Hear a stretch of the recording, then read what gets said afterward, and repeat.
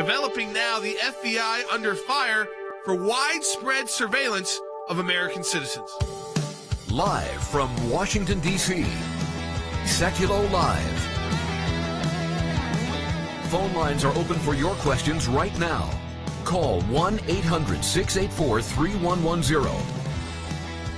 And now, your host, Jordan Sekulow.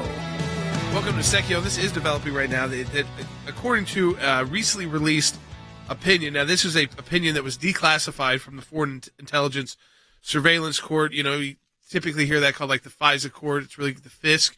The FBI has been seriously and systematically abusing its warrantless electronic surveillance authority, focusing on American citizens, even though the provision of the law that they are utilizing to conduct this surveillance is the Foreign Intelligence Surveillance Act. That's FISA.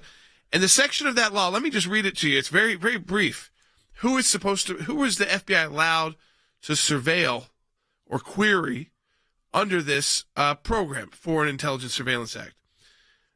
Authorization, notwithstanding any other provision of law, the Attorney General and the Director of National Intelligence may authorize jointly, for a period of up to 1 year from the effective date of the authorization, the targeting of persons reasonably believed to be located, one, outside the United States to acquire foreign intelligence information. So that's part two. So you have to be outside the U.S., and it's about foreign intelligence information. You may not intentionally target any person known at the time, not just to be a U.S. citizen, but who is inside the U.S., because when you're inside the U.S., you are then protected by the laws of the United States. The problem here is this is an ongoing and, listen, the court's word were systematic, widespread violations of the civil liberties of American citizens. Now, we're going to get into the details on this and what they were actually doing. And what they were actually doing was using 702 data for people that were signed up, for instance, for this. There's a civic group that's part of the FBI. It's their academy. They were using 702 database information for people that went to that. It's one thing, people say, well, isn't that like a background check? No, it's not like a background check. This is foreign intelligence information. But they shouldn't even be running them through that database. They have been warned on this. The FISA court has warned them on this. The FISC court has warned them on this. And this court, now that this opinion has been declassified, says, well, we're going to still allow it. We're going to allow you to continue, but you got to fix it because of COVID last year. We couldn't do proper oversight. That's a scary statement coming from our governmental leaders, that because of COVID, they could not supervise the Foreign Intelligence Surveillance Act applications by the FISC court. Harry, I've never heard of anything like that in my life. It is amazing, and it raises a serious question, or a series of serious questions, including whether or not the FBI can read a clearly written statute, whether or not they can read their own rules, and there are a series of additional important questions. Did the FBI follow the law? Did it follow its own procedures? Did the FBI target foreign nationals located outside of the United States? Did the FBI minimize the names of American citizens as required? And did the FBI actually entrap American citizens intentionally? Well, those are the questions. But the answer to that is, of course, yes. And they've been warned by the Inspector General. They have been warned by the court. But, Wes, we only got segments here. But they continue to do it. Anyway, this is the second year in a row that the FISA court has admonished the FBI. And like you said, it's especially damning in light of the fact that in 2019, Inspector General Horowitz pointed this out to begin with. And it still continues to this day. No, Jordan, it's unbelievable. We got a lot to get into here. Yeah, we're talking about if you called in a tip, the FBI, they were running you through the system. The person calling in the tip. If you called in a tip about a crime, they asked you to do that. They were going to run you through the system and then surveil you. And not just any system, the Foreign Intelligence database. Think about that as we go into a break. Yep, we'll take your phone calls, 1-800-684-3110 to talk to us on air. What do you think should happen to the FBI? 1-800-684-3110. We'll be right back.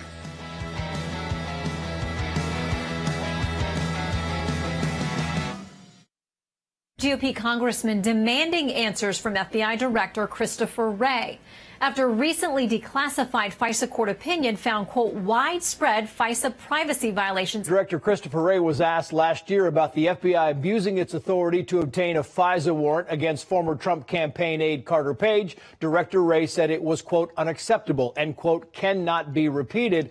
But a newly declassified 67-page opinion from the FISA court says the FBI abuse has been repeatedly repeated. 10 years ago, the IRS was targeting conservatives, people who view your show. 5 years ago, as you pointed out, the FBI abused the FISA process to target President Trump's campaign, to spy on President Trump and his campaign. And now we find out there is widespread abuse in the FISA process. The court determined that, quote, the government has reported numerous incidents regarding searches of Section 702 FISA information without first obtaining court permission. The court then pointed to some 40 cases in which the FBI accessed information, none of which are related to foreign surveillance. This whole fake Russia-Trump collusion effort, this whole fake ordeal, after 10 months, they still didn't have anything. But he didn't tell us that. In fact, he pushed for the special counsel, and we had to live through another 2 years of that. And now we find out the abuse is still going on. DOJ Inspector General Michael Horowitz said that he found dozens incorrect or unsupported factual assertions.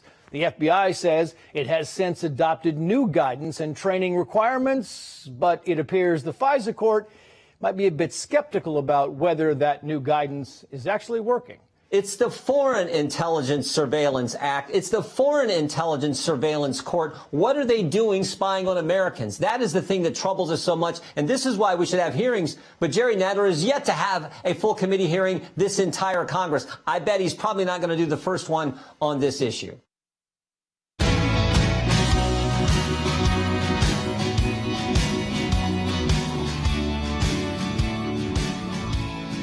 All right, welcome back to Sekulow. We are taking your phone calls too at 1-800-684-3110. So you have, again, Congressman Jim Jordan, Congressman Andy Biggs, and they are writing to the FBI director. It's saying this, listen, in November 2020, the Foreign Intelligence Surveillance Court reported the FBI violated the querying standard following a Department of Justice audit of the government's compliance with the Section 702. That is the section, again, that allows the warrantless surveillance of non-American citizens not on U.S. soil. That's what it actually allows. Let me read the title of the act for everybody, Jordan, then finish up. It's called Procedures for Targeting Certain Persons Outside the United States Other than United States Persons. That's what it's designed for. And now Jordan is explaining that they've gone after civilians with this. They've gone after people that have signed up for the academies, the civilian academies. They have gone after victims of crimes that reported those crimes to the FBI. Yeah. They have then run them through this database. They said the targeting of Americans and using this query process was more pervasive than previously believed, that the FBI official responsible for, quote, limited background investigations conducted over 100, this is just one official, conducted over 120 queries of Section 702 acquired data using names and other identifiers of individuals who requested to participate in an FBI Citizens Academy. So 120 people who said, I want to participate in this FBI outreach program to American citizens, were run through the 702 query process like a foreign spy would be. Now, a foreign spy who's on U.S. soil, still this process shouldn't apply to. Of course not. But this is only supposed to apply to people who are foreign and overseas, so not on U.S. territory.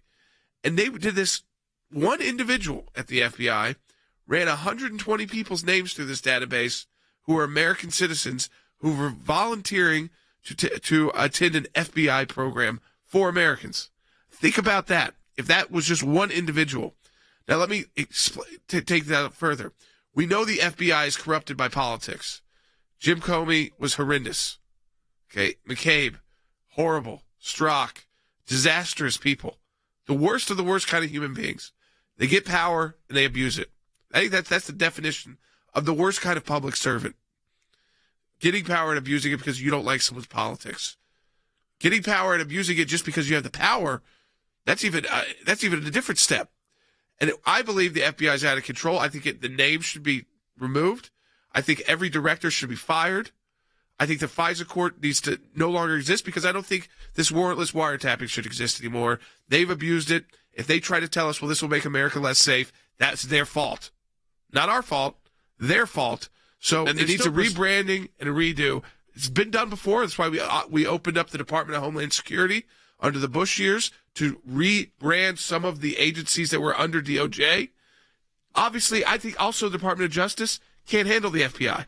The fact that it's like a deputy agency within, if this is as powerful as it is, and we know it is, it needs to stand alone. It needs a new name. It needs to get away from the days of being associated with another abuser of American data, which is Hoover. Yeah. You know, and the fact that the name is on the wall tells you a lot about the organization. Here's the real question you have to ask yourself in a situation like this, and that is this institution capable of self-correcting, or taking it a step further, is it capable of correcting itself even under court supervision? And what continuously appears to be the case, the answer to that, Wes, is no, it can't. It cannot police itself. That's obvious. And what we basically have is a law enforcement agency that acts as if they're above the law. And you go back to just the history of the last 3 years with the court trying to get the FBI to change their policies and procedures and practices. In 2018, this presiding judge, Busberg, ruled that the FBI's procedures were inadequate to meet Fourth Amendment privacy standards. He required them to put it in writing. How do you do this? And the next year, 2019, the same judge scolded them for improperly searching people's records. For example, in 2019, in August, an FBI analyst made a query for thousands of U.S. citizens. Only 7 of them had a connection to an investigation. But if they can't be making these queries. No. Look, the law is clear. Right. This is for non-United States persons outside the United States. So, my questions, I've got 2 questions. One is, I think what Jordan said, we should clip and send out on all our social media applications, because that was a very important statement. But then you've got 2 members of Congress, unfortunately it's a minority party. So the question is going to be, is there going to be any action on this at all? Well, there certainly better be, Jay. And look, I mean, I think the question that Jordan asked is the one that they're asking as well, which is how in the world can we continue to reauthorize this? And quite frankly, Jay, I'm not sure that there's going to be a patience to let the current authorization, which runs through the end of 2023, expire, because you just can't let this continue. Look, I would put it this way. But the court did let it continue. I mean, here's the problem, Fan. The court did let it continue, and they acknowledged all these problems, said we couldn't really check last year because of COVID, which I can't even believe they put that in writing. That the United States, COVID was a serious problem. No one's doubting that. That the Foreign Intelligence Surveillance Court and the FBI could not determine whether they were following the appropriate procedures under the Foreign Intelligence Surveillance Act because of COVID? Okay, that's not the way it works in a constitutional republic. Go ahead and finish up, though, Fan. Well, it's clear beyond any doubt, Jay, that they are not capable of course correction. In my view, this takes it to a whole new level. We've known conclusively that they were not capable of refraining from gathering information on people, but they shouldn't. But, Jay, once they have that information, when it is used against people who are trying to help them solve a crime or were a victim of a crime, and those people are U.S. citizens, Jay, the court has exceeded its use. So it's not just the court, because you can still get warrants through the regular U.S. District Court system, where you actually get advocates on both sides and you get to argue it. I'm kind of done with the Star Chamber, Harry. I think that people know these private courts where you have one side represented, the other side's not represented.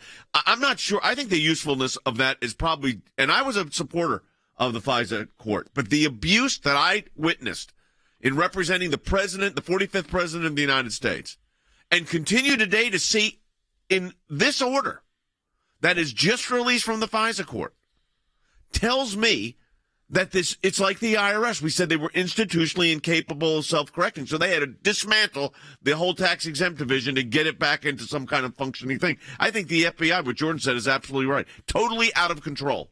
Absolutely, and it raises this question. Has Peter Strzok, has Lisa Page, has James Comey been rehired? And somehow the FBI has kept it a secret, because what we have right before our own eyes is a swamp, and this swamp needs to be cleaned up. And so now we have basically the multiplication of deep state swamp creatures who continue to violate the Fourth Amendment of the Constitution, they engage in warrantless searches in violation, direct violations of the law. Then take it a step further. They have been warned repeatedly by the Office of Inspector General within DOJ. They have been warned by the FISA court. And even the FBI director himself, Christopher Wray, said this. In December, the Inspector General's office released its report on the 2016 Crossfire Hurricane investigation and certain related FISA applications. The failures highlighted in that report are unacceptable, period. They don't reflect who the FBI is as an institution, and they cannot be repeated. Well, apparently it does, because it has been repeated. And they were doing that against a presidential nominee. At that point, presidential candidate. Crossfire Hurricane was the operation targeting the Trump campaign. Remember that. Jordan and I, on this table, among some of our other colleagues, handled a lot of this. We saw the abuse firsthand. I could tell you stories that would have your hair stand up, what these agencies were doing, including the lawyers. It was outrageous what was going on and is going on now.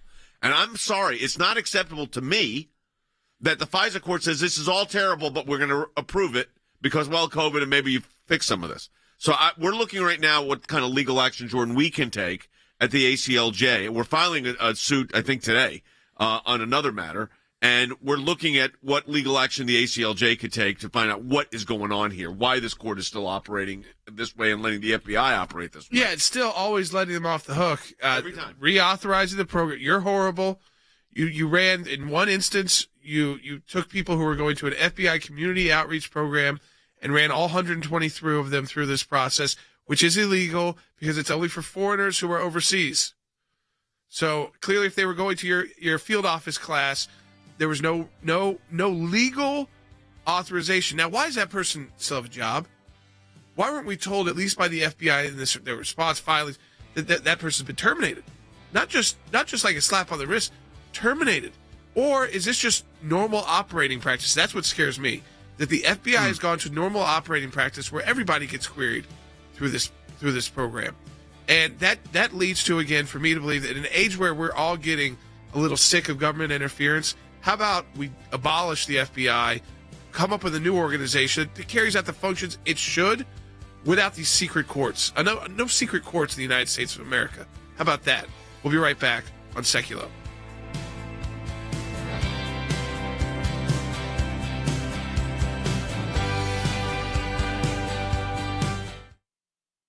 Because of your support, because of the support of every member of the ACLJ, one of the practice areas that we've been able to develop is Freedom of Information Act requests, or FOIA requests. It's thousands of pages of paper, and in those thousands of pages of paper, you usually find a nugget. The goal here is to gather the puzzle pieces. Sometimes you don't know which ones will be important until they become important. Government agencies acting out of control. We have exposed that in our FOIA litigation, and we do that every day that we bring these cases. It is your statutory right as an American citizen to have access to documents that reveal how the government is functioning, how your government is functioning. Do you remember the Iran deal? There was a video about what took place on that deal, and it was edited. And the edit took out the key part of what was going on. State Department, White House, editing videos to keep it from the American public. How do we know? Because our FOIA litigation got that document. We took it to the IRS.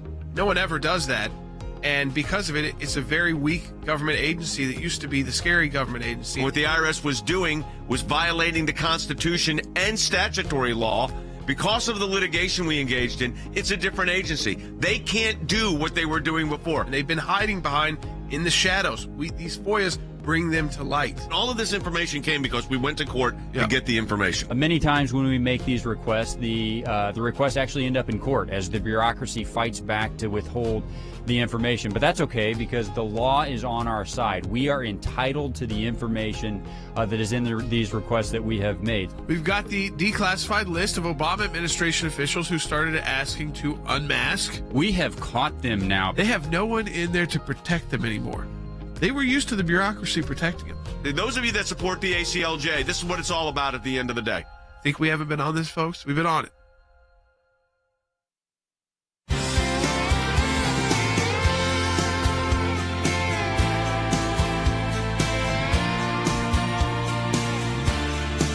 So let's say you decide to go to the FBI Citizens Academy. This is what it is. A Citizens Academy programs are engaging 6 to 8 week programs that give business, religious, civic, and community leaders an inside look at the FBI. Classes meet in the evenings at FBI field offices around the country.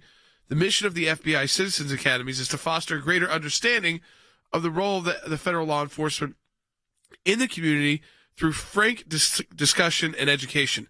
Candidates are nominated by FBI employees, former Citizens Academy graduates, and community leaders. And guess what? 120 of those people, by one FBI agent, were put through a foreign intelligence surveillance query, something that a judge didn't approve, a warrantless investigation. Those were people that were nominated or chosen by the FBI as American citizens to attend one of their own programs. This wasn't running a background check to make sure everybody that was coming into the building was okay. That's different. We're talking about law enforcement queries that go way past background checks, that pick up metadata, that pick up every phone call you've made, every text message you've sent. Who are you sending it to? And it is, we already knew it was being abused.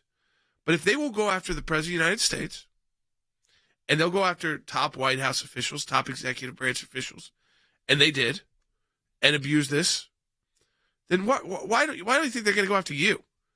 Why would they be worried about going after you? So I think that's why, as a country, I mean, have they done a great job at preventing mass shootings? No.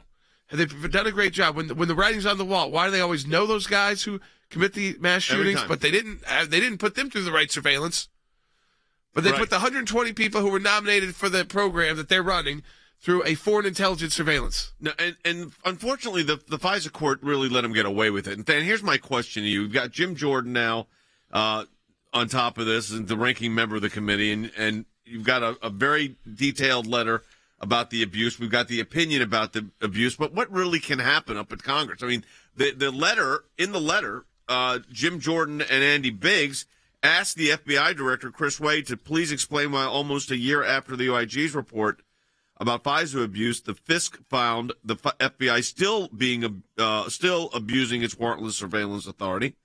Please provide detailed accounts of every instance since December 2019 in which the FBI has queried, assessed, or otherwise used information obtained pursuant to Section 702 for purposes unrelated to national security. I feel like making our own request, by the way, turning this into a Freedom of Information Act request to the FBI, which they'll deny and will go to court over. Please explain what actions you've taken in the wake of FISC's November 2020 memorandum preventing the FBI from using 702 authorities to surveil, investigate, or otherwise examine U.S. citizens. And for the second time, I'm going to read the headline the title of the code, which is the Section 702 that we talk about. It's codified as Section 50 U.S.C. 1881. Procedures for targeting certain persons outside the United States other than United States persons. So we know what's going on here. We know the FISA court, unfortunately, is letting them get away with it using COVID as an excuse, which is frankly pathetic. We know Christopher Wray said it was inappropriate, should never happen again. It did. It does. It is. Congress does what here? Well, first of all, as we look at making that query, Jay, one of the exceptions they will not be able to use is that it's related to national security, because clearly these requests, these queries against the data were not related to national security. Jay, I think the second bullet from that letter that you read is the important one here. Jim Jordan and Andy Biggs are asking for every instance that a query was made against this FISA gathered intel since December of 2019 that was not related to national security. Jay, every single one of those queries would have been in violation of the authorizing statute. So they should get that information. But look, even the information we have in front of us, I think what Congress should do, Jay, is refuse to reauthorize it. And if you need a program like this, you're going to have to rebuild it from the ground up. I go a step further, Harry. I think right now it's dangerous. I mean, I think this is a dangerous program, a dangerous procedure. The FBI's running roughshod over the law, including due process. The FISA court acknowledges the problem, yet doesn't, but allows it to continue. So I think this is a systematic, systemic problem that has to be handled on a different basis, like we did with the IRS. I think that is true, but I also think that Congress, unfortunately, has emasculated itself and allowed itself essentially to be cowed by the FBI on grounds of national security. We now know beyond question that the FBI cannot cure itself. I think it is systematically corrupt with respect to the application of the Fourth Amendment. I also think in this particular instance, the court has allowed itself to be emasculated. Why? Because it's saying that we cannot engage in sufficient oversight because of a pandemic. During a pandemic, the Fourth Amendment is not suspended. And so I think at the end of the day, we need to encourage the American people to rise up legally and peacefully and ask Congress to do its job. Congress has not done its job for decades. I think what Jordan said, Wes, is everybody in this panel, in this studio, is legally trained. And Than, of course, has been doing government affairs for decades now, so effectively legally trained too. Here's the truth. They have a system, they have a law, they're abusing it systematically. The IRS was doing that also, systematically abusing conservative organizations. Here, they're abusing civilians. They're taking a law that does not allow, they're taking data gathered through a law that does not apply to these citizens and using it. And they consistently do it, despite being warned by the FISA court to not do it, because they know the FISA court at the end of the day, Wes, isn't going to stop it. Exactly. What we have is the nation's premier law enforcement agency breaking the law. And what we've discovered is this Horowitz report, the IG in 2019, the FBI has continued even more so to violate this law. You look back at that report from Horowitz, he said at the time there were 17 significant errors of omission. What is that? That's deceiving the court. And 51 unsupported factual assertions. What is an unsupported factual assertion? It's a lie. The FBI lied to the FISA court. They misled the FISA court. I mean, the FBI had a lawyer that changed an email and submitted that as an affidavit to the FBI, and this court allows it, unfortunately, to continue like this. I think you're right. Well, I think this court, it's a powerless court, obviously, that is involved with a bunch of actors who all know each other. It's secret only from everyday Americans. It is not secret to the circuit court judges who serve on it and are appointed by the Chief Justice. And I think that, the sense that we have a secret court in America in 2021 is kind of hair-raising. Most people don't understand it. That's how they like it. They don't like this attention. But yet every time there's been attention on them, it's been proven that they are committing widespread violations of their own rules. They are violating the constitutional rights of Americans and violating the laws that are in place even to protect non-citizens of this country when they're in the United States. So I think it's time to abolish the FBI and abolish the Foreign Intelligence Surveillance Court. They've had their chances.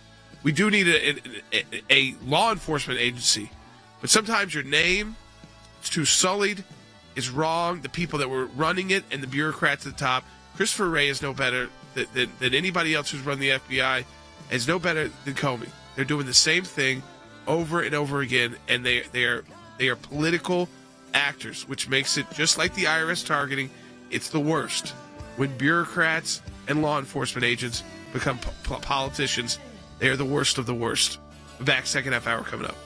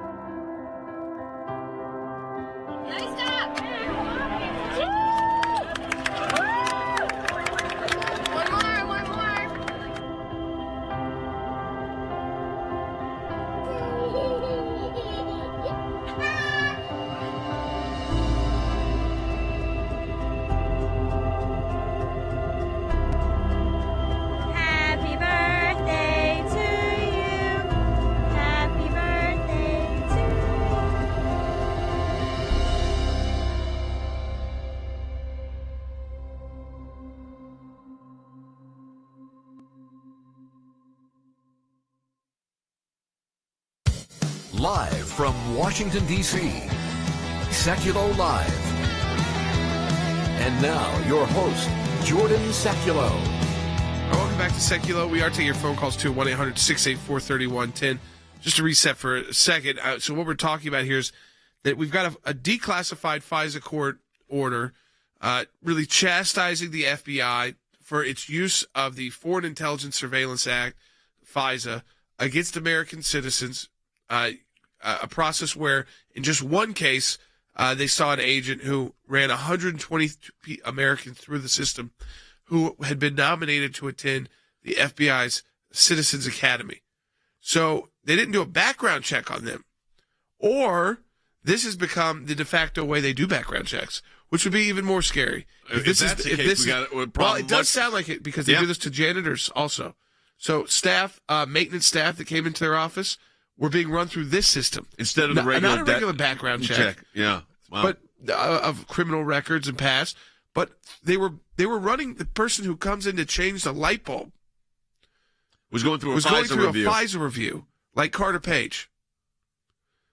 You know who warned about this years ago? I don't know if many people remember Congressman from Georgia, Bob Barr.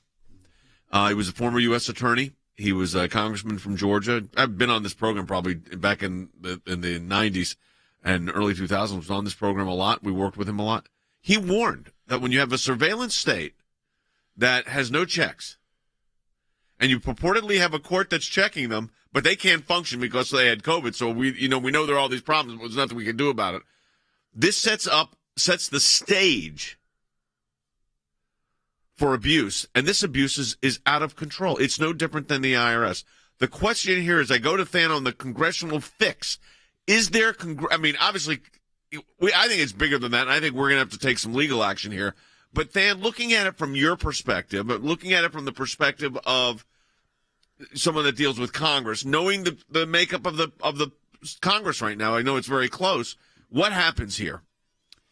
Well, the reason that the only fix is abolishment and rebuilding, Jay, is because the underlying statute that actually authorizes this has the limitations that you're talking about in it. So Congress initially said you cannot do this, and they're doing it anyway. So, Jay, if Congress wants to be taken seriously, I go back to what Harry talked about just a minute ago. He said that they've abdicated their authority. Well, if they don't enforce what they wrote and was signed into law as recently as 2018 was the last reauthorization, then he's absolutely correct. They have no worth there. Now, the likelihood of something changing before the authorization comes up in 2023, Jay, that would only happen if the American people do, again, what Harry said, rise up and insist on it. That's the only way it's going to happen, Jay. Yeah, I think the reality, I agree. I think the problem here is systemic, and it's an institutional problem, Harry.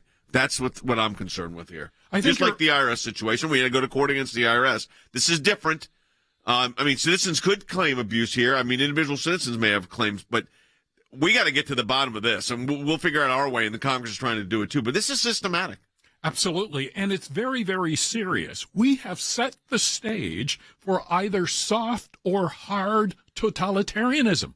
And I think it's very, very important to keep that in mind, because we also live in an era wherein the so-called cancel culture is rising. Therefore, individuals are being selected as targets arbitrarily and capriciously, for instance, by the FBI and other officials. And so I think Congress, as I've indicated before, has neutered itself. It's emasculated itself. But I think there is an additional solution to put on the table, and that is to create a private right of action by citizens when and if their constitutional rights have been violated. Like a 1983 and claim. Here I am not talking simply about a civil action. In some jurisdictions, private citizens can bring a privately financed criminal action against officials who violate the law. And I think that is what's necessary so long as we continue this particular regime. Jordan, they just continue to ignore what the court has said. Now, since 2019, they have noted this, and they don't do anything. I only got 10 seconds. And the court doesn't force them to do anything. Of course not. It's a slap on the wrist. They keep violating our rights. And, by the way, are they really protecting us? Thanks to your support of the ACLJ, we have had many victories. The IRS now formally apologizing to Tea Party groups. The IRS did the right thing by resolving the case with an injunction that mandated a complete change of the IRS nonprofit tax-exempt work as it relates to issue advocacy organization. If any group feels like they're being targeted, they can go to federal court and bring our case. That's a victory. It's one of the most significant wins in the ACLJ's history, to take on the IRS and win. For more than 27 years, the ACLJ has been fighting for freedom and liberty in the United States and around the globe. These are young people in their 20s and 30s that are doing this. They're fighting for life at a whole new level to beat back the abortion juggernaut. We've got a whole group of young lawyers that are defending them. Those of us that believe in life know that we're on the right side of history. We understand full well children are children, and they're precious in God's sight, and they're precious in our nation's sight, and they're precious to parents. But I actually think we're winning. This is one of the social issues we're winning. The release of Andrew Brunson. He is the American evangelical from North Carolina, held in Turkey for more than 2 years. They're rushing us to the airport, and there was an Air Force plane that came from Germany that had been on standby. We're flying, and they finally left Turkish airspace. It's like, okay, now we're really out of Turkey and free again. We're grateful to ACLJ who put it out to these people, they were getting all this out.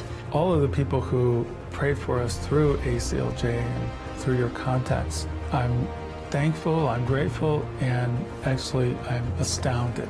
We need your help as we continue this work here in the United States and around the world.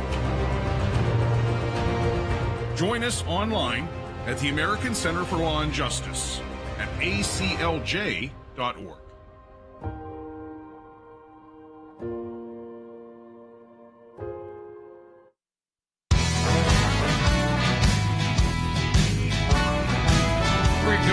Calls to 1-800-684-3110. If you want to talk to us on air, 1-800-684-3110. You can call us now. Jerry's calling in from Rhode Island on line one. Hey, Jerry, welcome to Jay Sekulow. You're on the air. Hello, team. We started this discussion 4 years ago talking about the seventh floor. We could defend a few of them. Now we can't, and they're using COVID. Some of these violations happened before COVID, lack of supervision. They're not doing their job, non-feasance, but yet we can let somebody like Fang slip in on the West Coast. You're correct. And let me have Wes Smith break down for you exactly, Jerry, how this works. Okay, because what this data is not what you think it is. It's much deeper. I mean, it's not just like general surveillance. Who did you talk to? Who's your neighbor? Much deeper, Wes. Oh, yeah, this is not a routine background check that the FBI does. All of this raw data, the surveillance itself, is not even conducted by the FBI. It's conducted by the National Security Agency, the NSA. They gather all the information. Once they gather it, there are only three entities that have access to it, and that's the CIA, the National Counterterrorism Task Center, and the FBI. But of those three, the FBI is the only one of those that is a law enforcement agency. They can arrest you or they can raid your home at 6 o'clock in the morning. And they have every text message, every email, and every phone call, the raw data of everything you've ever done. So, I mean, you got to understand the scope and nature of what we're talking about here. So when the FISA court says there's been these abuses and all these people were surveilled, it wasn't just like, who do you work for? And they no basis to do it. And the FISA court, and this is what I don't understand, says that what they did is widespread, said it's a problem, and yet does nothing. Does nothing to correct it, saying, well, we'll give them another pass. I'm with Jordan. I'm done with the pass. I'm done with the secret courts in the United States. It doesn't work, obviously. Okay? Obviously. We had a whole presidential attempted takedown because of what was going on in the FISA courts, and they felt like they were abused and they had misrepresentations. But who was held accountable? The one lawyer that changed the video. Well, I think this too is that the American people can't trust this kind of an entity. It's not doing its job as domestic. It's not the CIA, and I think the FBI became like the CIA. The CIA is when you start getting into much grayer areas of the law, but they also don't have law enforcement ability. They can't come arrest you like you're talking about. CIA surveillance. Often, most of the time, can't be used in court. So it's used to protect America as a country and its citizens. It's not used to prosecute Americans. The FBI, on the other hand, is a gatherer of facts for prosecutors. and yet they are acting like the CIA at home. And that's when you get to the police state, and you have to wonder if the court will never stop them. So if you go back to the FISA court for the third time and they actually didn't give you your warrant, they'll give it to you on the third time. You just got to add a little bit more info. The court's not suspicious that possibly info you that don't. ended up being totally invalid, Yeah. totally made up, totally discredited, and the court says, "Oh, we got abused, but we'll let you do it again." But I think the culture there, Christopher Wray is a good example. He comes out, he's not from that culture, and he gets sucked right into it. He was a lawyer, and he defends him. They Like- defend the institution. It's just like those we were dealing with these chief counsels of the IRS or the commissioners of the IRS. That's where I go back here and say, it's really not. They're really not institutionally capable of self-correcting here. I think that's precisely correct. And so one of the first questions is the one that you have addressed, Jay. Will the courts stop the FBI? And I think the answer is no. Why? Because I think the court enjoys the power, even though the power means that there will be violations of the Fourth Amendment. So if the court likes the power, then there basically is no one who is stopping the FBI from doing what? Engaging in selective investigations and selective prosecutions. That is a threat to our democracy.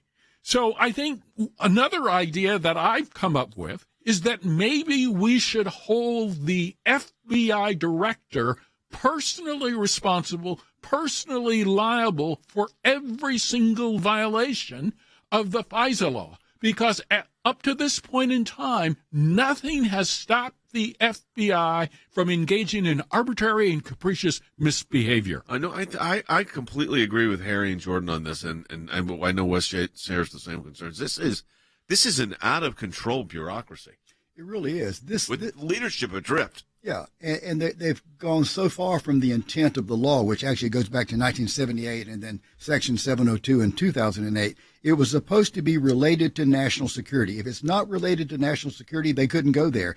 Yeah. Also, it could not be spying on a U.S. citizen, and if the citizen was incidentally caught up, you protect their identity. And minimization. Minimization. They weren't right, doing that right. either. Yeah, and so originally this law was put in place in issues of national security.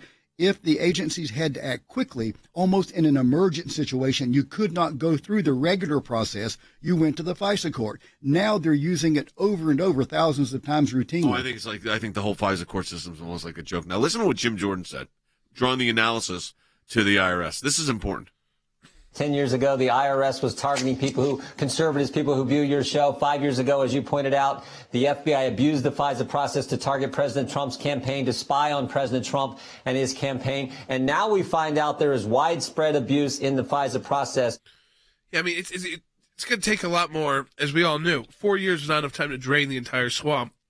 In fact, all we saw was it kind of festering to the top. We saw the worst of the worst from the IRS to the FBI targeting of Americans, and this targeting of Americans over and over again.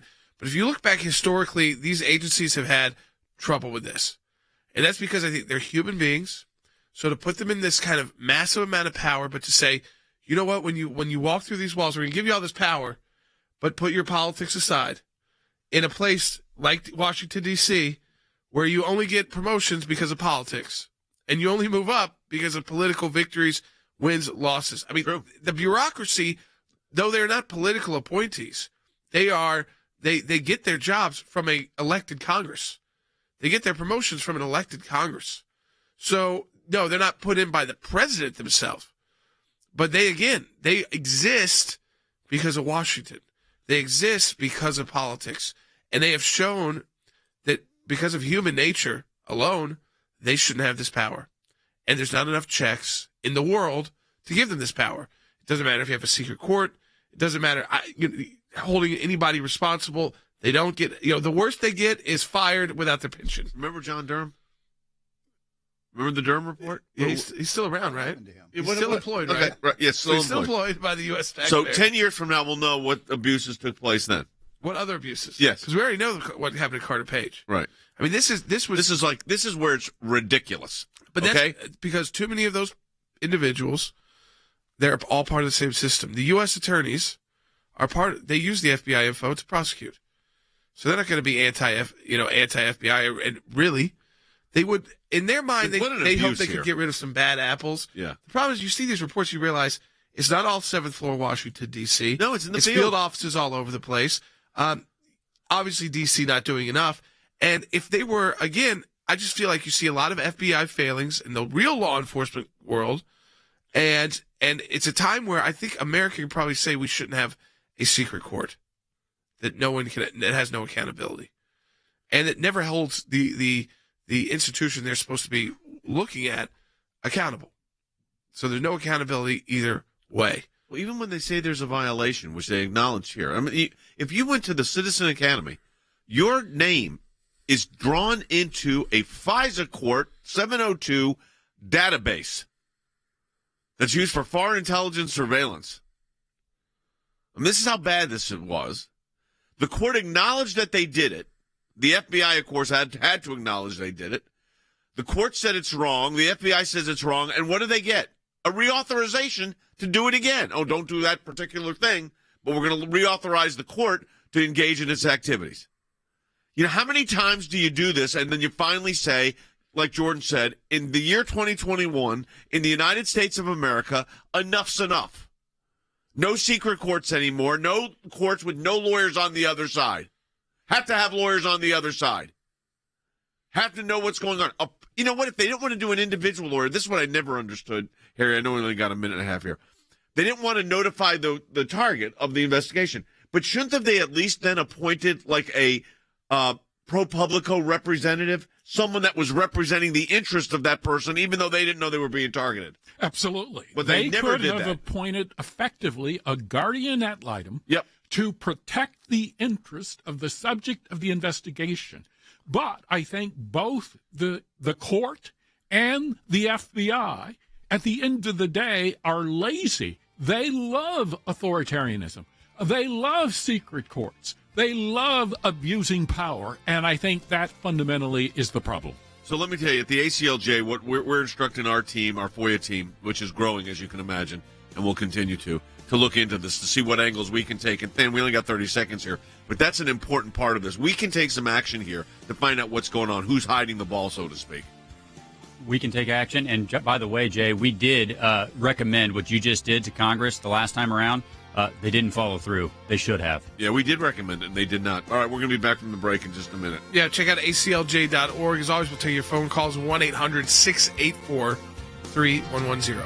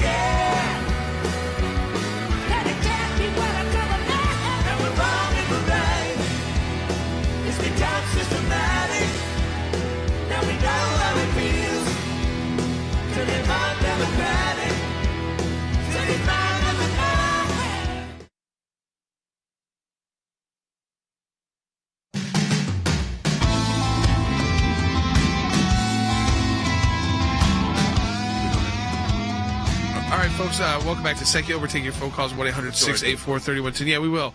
Let's go to Zelda in Minnesota, line 2. Hey, Zelda. Hi. I just wanted to thank you. I listen to you daily, and I appreciate ACLJ and keeping us informed and standing up for the truth. And I just wanted to encourage people to give even small amounts, what you can afford, that it all adds up.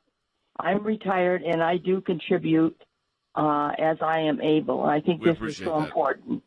Look, we appreciate Zelda. We appreciate you calling in and saying that. And let me just say this again, because we owe it to the people, and that is the fact of the matter is, without your support, none of this happens. But I have to say that our March and April matching challenge response was incredible. I mean, just incredible. So from all of us, everybody that's you're seeing on the set here or in Washington, D.C., or anybody you don't see behind the glass here, or our lawyers around the world, lawyers and government affairs people in Washington, D.C., thank you. We could not do it without you. It's incredible. I'm amazed. We're all amazed. We're humbled by it. Your support has been incredible. Thank you. That's all really we can say. I mean, it's just been tremendous. Let me go back to Than Bennett for a minute here, Jordan, on the issue of congressional action. It's clear that now that you got a letter from the ranking member, Jim Jordan, has written this letter to the FBI about this abuse. Here's my question. Do you think the FBI will respond? I mean, or are we going to get the usual, this is an investigative matter and we're not going to discuss it? You know, I mean, are they going to respond and say, yeah, we're investigating this and obviously this is wrong? It's the same kind of thing. This is not acceptable actions by the FBI. I mean, I feel like that's what they're going to keep saying. And that's it. Yeah. So what is Congress? I mean, so what is Jim Jordan expecting to get here, Than?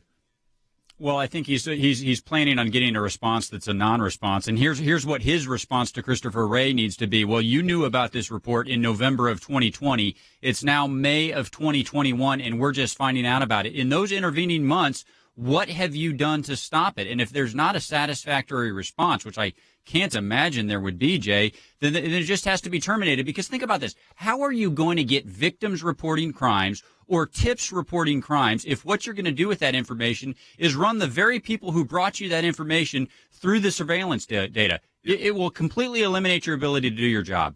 This is Jim Jordan. Now, Jim's a friend of ours. He's on a lot of our briefs. We've got a great relationship with him. He's been a friend of ours for a long time. He's been on this broadcast many times. Listen to what he's saying, exactly what we're talking about the Foreign Surveillance Act, the Foreign Intelligence Surveillance Act, and the misuse here. Listen. It's the Foreign Intelligence Surveillance Act. It's the Foreign Intelligence Surveillance Court. What are they doing spying on Americans? That is the thing that troubles us so much. And this is why we should have hearings. But Jerry Nadler is yet to have a full committee hearing this entire Congress. I bet he's probably not going to do the first one on this issue. But boy, they should, because this really crosses all of the lines. I mean, completely crosses all of the lines. And that's what I'm concerned about here, Wes.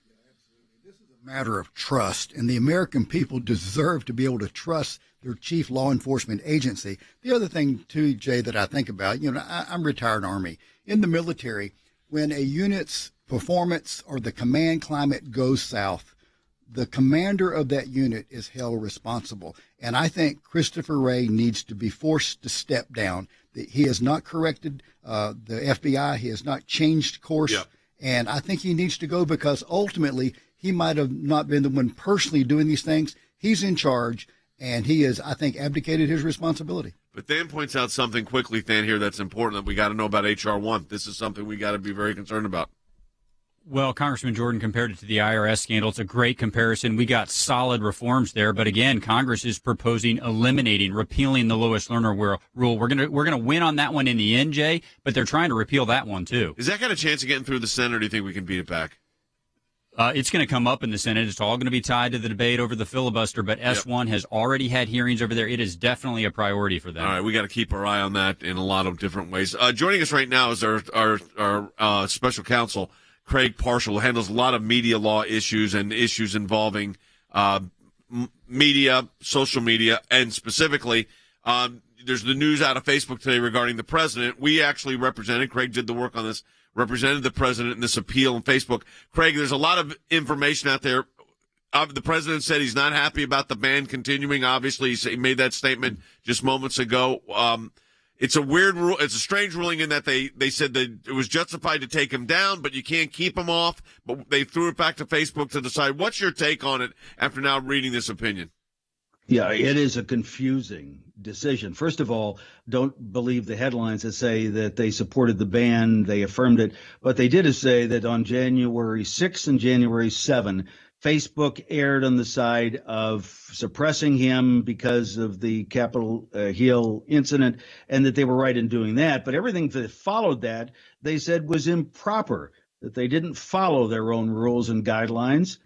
And that's, of course, what we asked them to rule. So they agreed with us on that, but then somehow kept him in the probation cell for the next 6 months, saying even though the indefinite suspension was wrong, somehow under international principles, they think that Facebook has the right to continue reviewing the policies and practices appropriate for a national leader like President Trump. Very confusing, very I think misleading. They punted it back. In fact, they didn't give half a loaf to each side. They cut it up into 3 pieces, and none of it makes sense. One fact that has to be accentuated, and that is that they alleged that it wasn't enough for President Trump to say, go in peace, don't be violent, be law-abiding. He needed to call out the violence more vehemently than he did to meet international standards. Well, how do you measure that? There's no objective standard for that. No, I mean, so Craig, this idea though that it goes back in 6 months, Facebook has to do something. Is there something positive here in the sense that this review board that they put in place is at least not predisposed to the idea of just outright banning someone indefinitely?